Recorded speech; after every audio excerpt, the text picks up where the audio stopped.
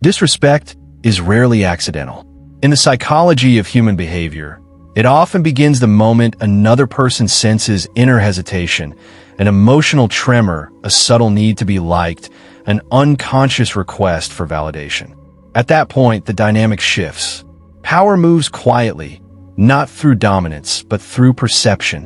When the self appears uncertain, others feel invited to step beyond its boundaries.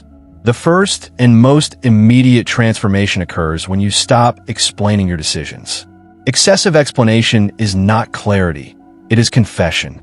Jungian psychology would frame this as the ego seeking external approval to stabilize its identity. The more reasons you offer, the more you unconsciously invite judgment, debate, and negotiation. Your decision appears fluid rather than rooted. When explanations end, something deeper speaks: finality. Not hostility, not emotion, just a firm inner position that no longer needs permission to exist. The second shift is the replacement of emotional reactions with calm, deliberate statements.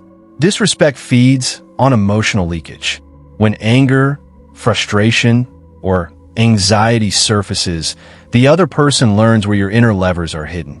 Calmness, on the other hand, creates psychological distance. Short, grounded sentences, "That's not acceptable," or "This doesn't work for me," signal self-regulation. In Jungian terms, this is the ego no longer hijacked by the shadow. Authority emerges not from force, but from containment. Third, boundaries must be spoken once and then embodied in silence. A true boundary is not a conversation. It is a decision already made within. Repeating it weakens it.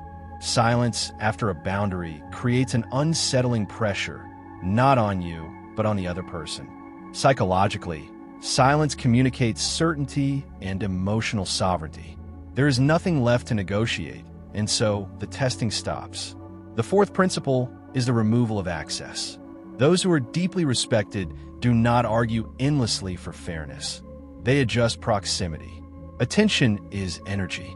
When disrespect meets continued availability, the psyche learns that behavior carries no consequence. Reduce access, less conversation, less availability, less emotional investment, and conditioning begins to reverse.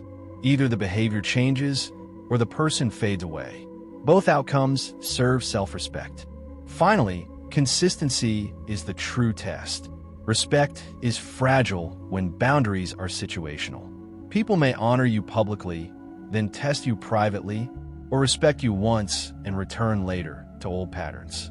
Jungian psychology shows that predictability creates structure in relationships.